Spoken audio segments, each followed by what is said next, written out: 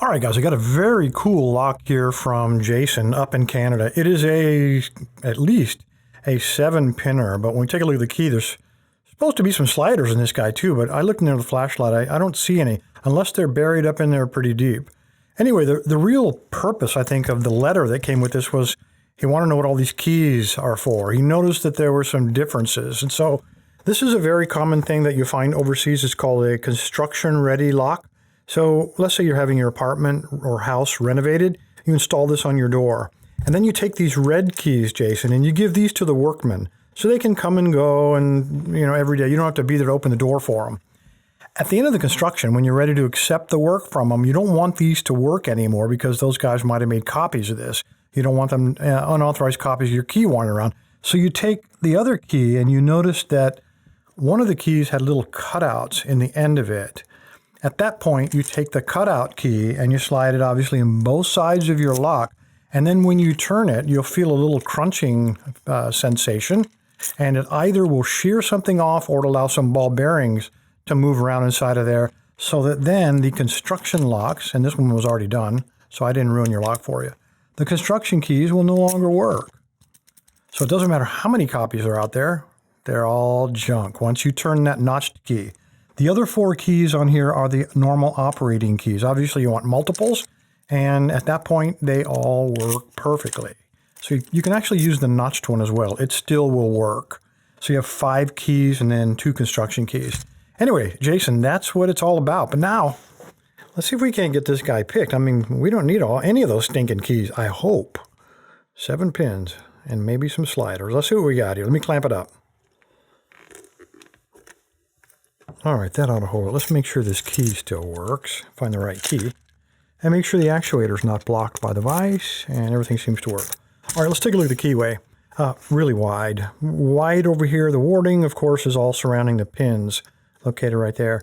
So what I'm going to try to do is get a pick kit in here, and this is a multi-pick kit.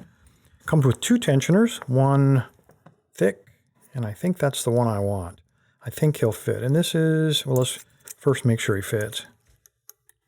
And he does. In fact, he's a little floppy. Okay, the BMS09 right there on the side.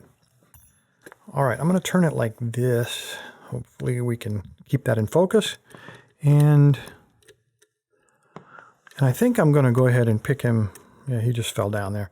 Let's pick him in the counterclockwise. And the reason I'm going to do that, you notice how he flopped down like that? I don't want him pinching against the body of the lock, because then I wouldn't get any feedback. So I'm going to go counterclockwise, and I'll put my hand around the camera, go like that.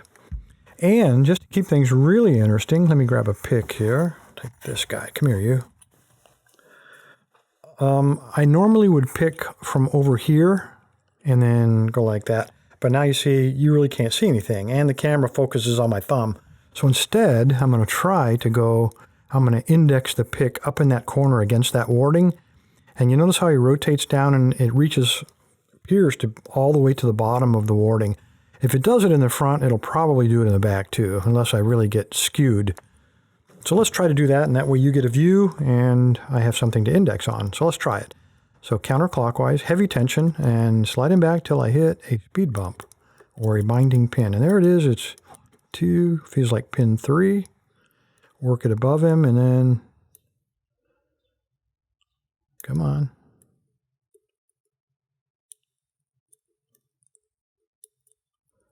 Well, he went springy on me, so I'm going to keep moving. There, nope. There's one. That is pin 6.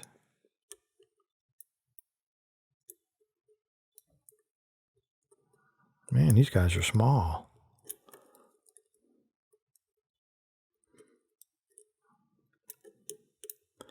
The pick keeps falling off. All right, let's recock and try that again. This time a little more carefully. Heavy, heavy tension. Pin 3, nice click. And I'm going to quit messing with him. Keeps going. There's his pin 6 right there.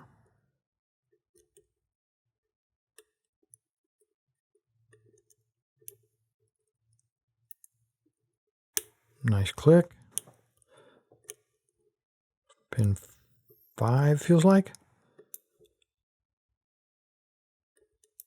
I'm going to have to lighten up on my tension. I believe that these things are cut a little more precisely than what I thought.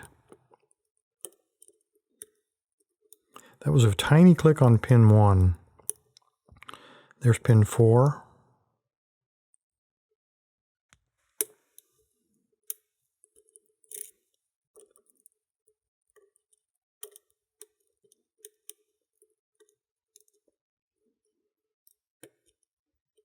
Okay, where are you? There's pin 1 again. Got a second click out of him.